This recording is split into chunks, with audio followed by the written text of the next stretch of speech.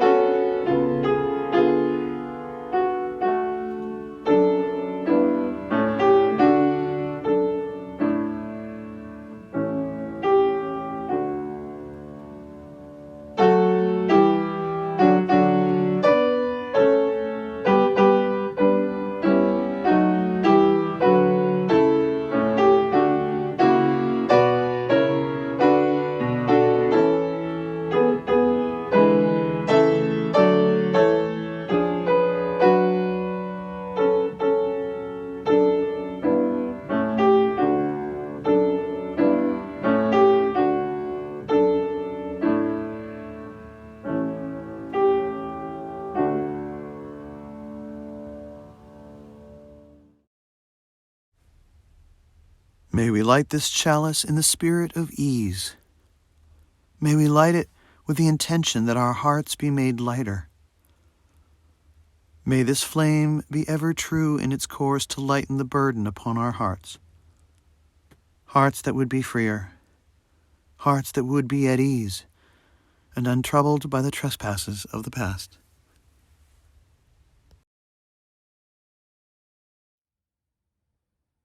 The subject of forgiveness has always been a fascinating one to me. Not surprisingly, my opinions about it have sometimes been at odds with established ways of thinking about it. For instance, I absolutely deny the usefulness of ideas like forgive and forget. What good is forgetting if there's something to be learned? And we often learn quite a bit in the moments of experiencing something for which our forgiveness might later be requested. Drama is often in need of forgiveness, but never forgetting. Mainstream religious thought contends that we will not receive forgiveness until we ask God for it. However, I believe it's more about perceiving than receiving. We don't perceive forgiveness until we hear ourselves ask for it. In my belief, since according to tradition, God knows our hearts and actions long before we ever commit them, we are pre-forgiven for our actions. The term God's forgiveness to me is an oxymoron. I just can't bring myself to believe that there is a period of time in which we are held by God in a state of unforgiveness. What does that even look like? It's said by so many that God forgives you. Oh yeah? When? Does God forgive me when I ask for it? What does God think of me before I ask? Does God sulk or something until I ask for forgiveness? Does it Holy Ghost me? I don't stomach the notion of hell either, so what are the consequences we're talking about here? It makes the notion of God being pissed off at me until I apologize sound kind of foolish, which tells me something. I think forgiveness is a human action. Couldn't it be imagined that from God's perspective, human behavior is seen through a lens of just pure understanding of how we tick, of who we are, what we might do to just feel better? If we had a pure understanding of ourselves and others, I think we would approach those who trespass against us much differently. And yet, I still think asking God for forgiveness or speaking it to the trees or the wind, but out loud saying, please forgive me, has profound value. I think we're supposed to sound it out for the benefit of our own ears, our own hearts. I think God is in actuality encouraging us to forgive ourselves and then make better choices thereafter. The reason we're encouraged not to judge others is because once we get out of the habit of it, we start to see the humanity we have been having in common with them all along. And what does forgiveness start to look like then? It brings to mind the recent trend of books and movies over the past 2 decades that fill in the backstories of some of our more famous literary and cinematic villains. I think Gregory Maguire's book series Wicked and its sequels, which fill in the blanks of just how Frank L. Baum's infamous Wicked Witch of the West character gained her wickedness. Through Maguire's take on her, we can see ourselves in her shoes and wonder whether or not we might have made the same choices if we were in her place. When we know more about her story, we empathize with her. We begin to understand. Likewise, the recent Maleficent films starring Angelina Jolie take a very empathetic stance on the villainous character from Disney's Sleeping Beauty. It's hard not to love her when you see what she's willing to do for love. It doesn't excuse their actions, but it does make it easier to forgive them, even if we still hold them accountable. Are these stories coming to the forefront in our society because we are starting to become more sophisticated? Sophisticated enough to realize that human behavior isn't quite so black and white? The marketplace does not dictate our desires so much as it is responding to the statistics of what we're interested in. If we are seeing more film and television and books that give the human angle to what makes a criminal, it's because they know that's what we're already looking for, which says a lot about us. And that news is good. Does understanding what makes someone behave in a negative way make it easier for us to forgive them? Does it make it easier for us to figure out what the right and loving solution is rather than simply arresting them and locking them up because we think the problem's too big to solve? But on the practical, everyday level, we need forgiveness in our lives. Even if we can't be in a direct relationship with someone any longer because we are still vulnerable to their harm, we can still forgive people from a distance, even if they haven't asked for it. Because it isn't for them. We can remind ourselves that only hurt people, and the size of their own hurt is usually proportional to the size of the harm they cause. Feel for them. In all likelihood, it is far worse to be in their shoes than yours. Can one truly have empathy for someone who has harmed us? That is what the masters teach us, after all. Why might they teach it? It can't be that it's impossible or unadvisable. Christianity, as well as other faiths, teach us to love our enemy. Why might they do that? Is there value in this? I have enough faith to believe that there must be some value to the action of forgiving others. I have enough faith to believe that loving my enemy is very likely good advice, which means that it must be that forgiveness and safety can occur simultaneously. Forgiveness cannot mean continuing to subject ourselves to harm on purpose. That's the forgetting part of forgive and forget. Don't forget. Stay safe. Forgive from a distance. Let their poisoning of your heart end. Be gone. You have no power here. You didn't even have to tell them that you've forgiven them. In fact, it comes across a little arrogant if offered without having been asked for. But it's just as well. Because forgiveness given without having been asked for is purely for yourself. It is to end the cycle of inner anger and resentment that poisons our hearts and brains. It corrupts the delicate balance of our body and our brain chemistry. Even the microbiome of our gut is deeply impacted by our stress levels. And that can impact all manner of systems, including your immunity and your mental health. Go easy on yourself. Let your anger go. Forgiveness does not mean relieving someone of their accountability or their responsibility for their actions. Our job is to make sure that our judicial system is fair and works to rehabilitate people rather than just lock them up and throw away the key. Retribution is an easy road out, but a rough trail to walk back on. We will always pay a price for the miscarriage of justice. As soon as our culture really learns to incorporate a model of empathy and forgiveness into its approach of those who have caused harm, we will continue to cause it. We will continue to perpetuate old cycles of violence and retribution. It doesn't need to be this way. Let there be peace on earth and in your heart and let it begin with you.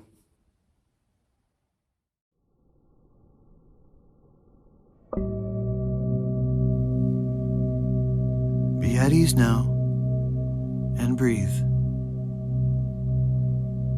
Close your eyes if you will, as you breathe in through your nose and out through your mouth, smoothly and evenly. Feel the coolness of the air in your nostrils. Now visualize the coolness of the breath going in.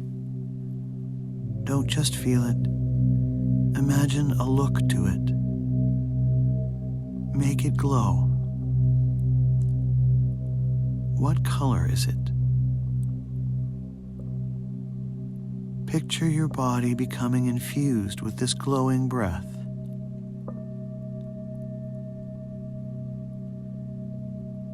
Think now of someone who has harmed you,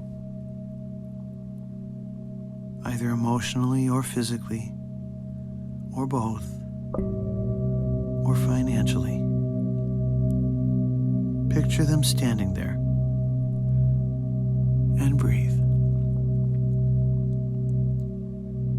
They are in a neutral pose, a statue, not a person.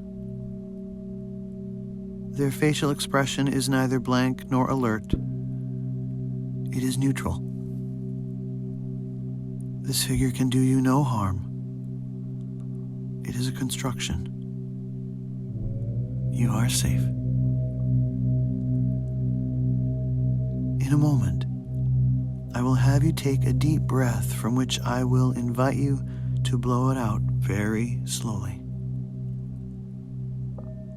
But first, choose to walk around the motionless figure to the back of it.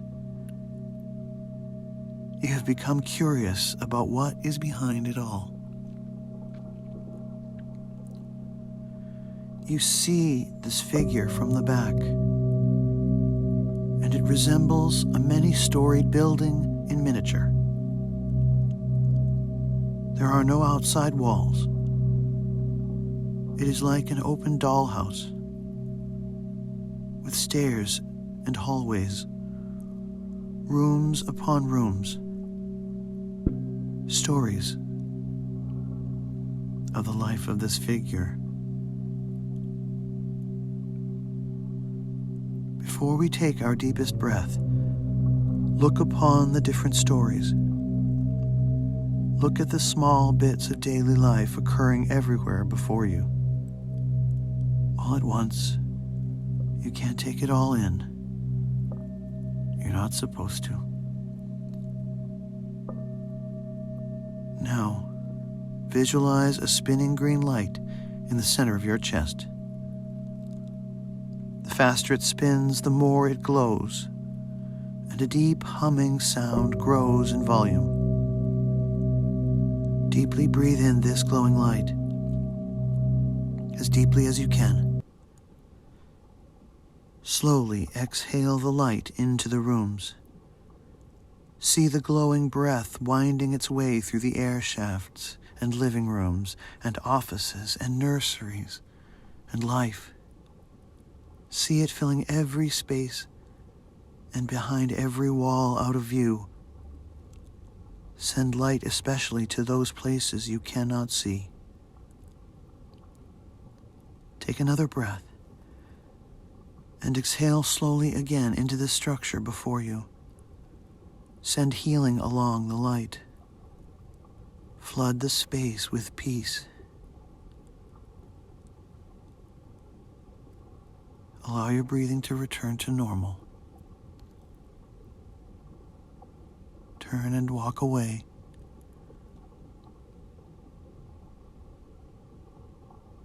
The further you go, the more ease you feel upon your heart. Feel lightness around you with every step. Further and further.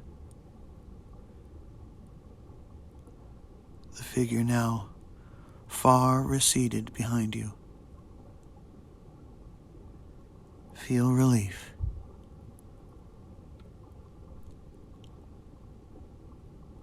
Feel sunlight upon your forehead.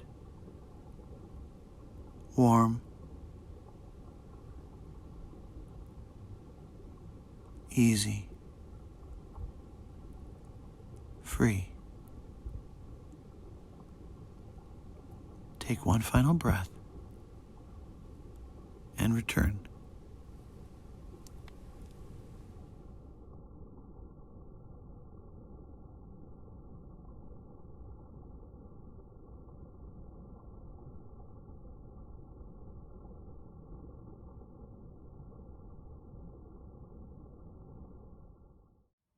Join us for our next episode of Virtual Church as we discuss the art and spiritual practice of appreciation. It's not exactly the same thing as gratitude, though it does fall under the same category. And the art of appreciation actually has far more emotional and physiological benefits than gratitude. Tune in next time for this fascinating topic.